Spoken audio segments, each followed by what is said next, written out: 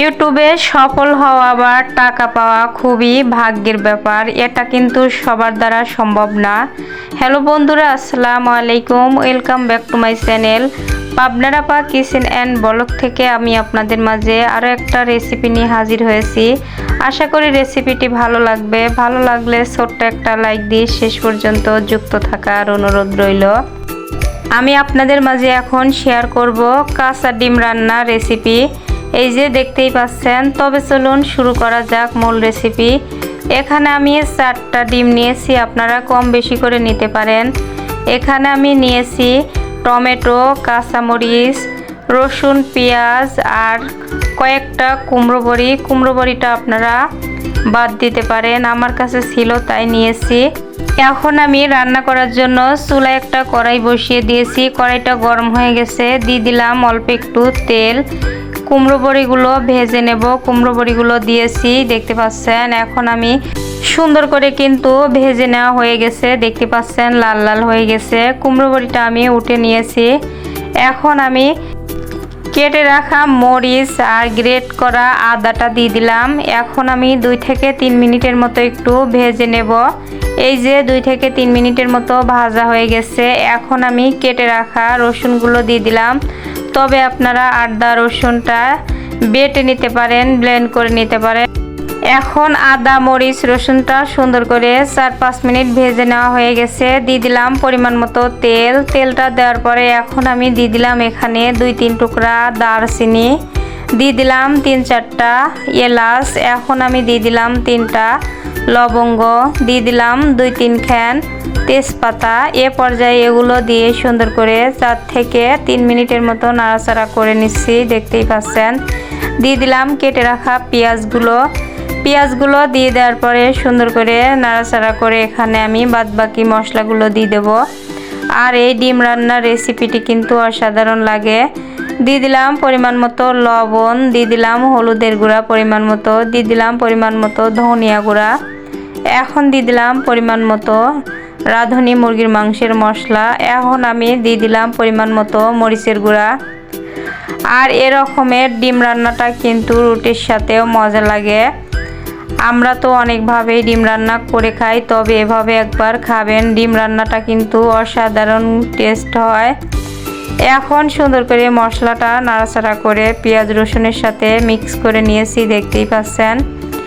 এ পর্যায়ে মশলাটা কষানোর জন্য অল্প একটু পানি দিয়ে দিলাম। পানিটা দেওয়ার পরে আবারও সুন্দর করে নাড়াচাড়া করে নিচ্ছি আর ভালো মতো কিন্তু কষিয়ে নেব। তবে এখানে কিছু আস্ত জিরা দিতে চাইছিলাম, তবে ভুলে গেছিলাম, জিরাটা দিয়ে দিলাম।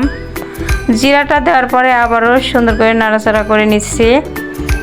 এ পর্যায়ে মশলাটা কিন্তু সুন্দর মতো কষিয়ে নেব।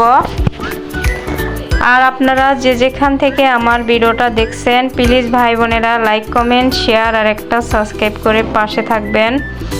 এখন আমি দিয়ে দিলাম কেটে রাখা টমেটোগুলো দেওয়ার পরে সুন্দর করে আবারও ভালো করে কষিয়ে নেব। আর পাশে থাকা বেল আইকনটি অন করে রাখবেন, যখনই নিত্য নতুন রেসিপি আপলোড করব আপনাদের কাছে নোটিফিকেশন আগে পৌঁছাবে। আর প্রথমেই আমি যে কথাটা বললাম, সত্যি বলতে কি সবার কপালে কিন্তু সব কিছু হয় না। যার ভাগ্যে আছে ইউটিউবে সফল হওয়ার সে কিন্তু হবেই। আর অনেকের কিন্তু অনেক ভিডিও ভাইরাল হয়েছে, আমার কিন্তু একটা ভিডিও ভাইরাল হয় নাই। আমি 2টা চ্যানেল চালাই, একটা চ্যানেল আমার মনে হয়েছে আর এই চ্যানেলটা আমি নতুন খুলেছি। এই চ্যানেলে তো ভিউজ হয় না, হয়তোবা ইউটিউব কারোর কাছে পাঠায় না।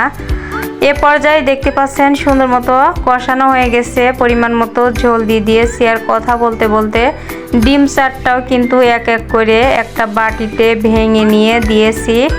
এখন আমি উপর দিয়ে সুন্দর করে নাড়াচাড়া করে ভালো মতো বলক উঠিয়ে নিয়েছি। আর দিয়ে দিলাম পরিমাণ মতো জিরার গুঁড়া। এটা আমি হাতে ভেজে শিলপাটায় করে নিয়েছি। জিরার গুঁড়াটা দেওয়ার পরেই কিন্তু রান্নাটা হয়ে যাবে। তবে একদম শেষে আমি কুমড়ো বড়িটা দিয়ে নামিয়ে নেব। কুমড়ো বড়িটা আগে দিলে ভেঙে যায়, বাজার থেকে কেনা। আর এই যে কুমড়ো বড়িটা দেওয়ার পরে আবারও সুন্দর করে নাড়াচাড়া করে দিয়েছি। আর এই পর্যায়ে রান্নাটা কিন্তু একদম হয়ে গেছে। আমি আপনাদেরকে নামিয়ে দেখাচ্ছি। এই যে নামিয়ে নিয়েছি, সুন্দর মতো কিন্তু ঝোলটা একদম শুকিয়ে নিয়েছি, ভুনা ভুনা করে নিয়েছি।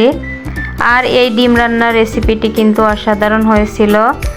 এ পর্যায়ে আমি একটা ডিশে আপনাদেরকে পরিবেশন করে দেখাচ্ছি মাশাআল্লাহ কেমন হয়েছে। এই যে ডিমগুলো কিন্তু সুন্দর মতো আস্ত আস্ত রয়েছে। তবে আমার ভয়েস বা ভিডিওর মাঝে যদি কোনো ভুল ত্রুটি করে থাকি প্লিজ ভাই বোনেরা ক্ষমার দৃষ্টিতে দেখবেন। এ পর্যায়ে দেখতে পাচ্ছেন সুন্দর মতো ডিশে কিন্তু উঠিয়ে নিয়েছি। ফাইনাল লুকটাও অসাধারণ ছিল, কিন্তু খেতেও কিন্তু লোভনীয় হয়েছিল। তবে আপনাদের কাছে কেমন লাগলো অবশ্যই কমেন্টে জানিয়ে যাবেন। রেসিপিটি কিন্তু আজকের মতো এখানেই শেষ করছি। অন্য কোনো দিন অন্য কোনো নতুন রেসিপির সঙ্গে আপনাদের মাঝে দেখা হবে। সবাই ভালো থাকবেন, সুস্থ থাকবেন। আল্লাহ হাফেজ, আসসালামু আলাইকুম।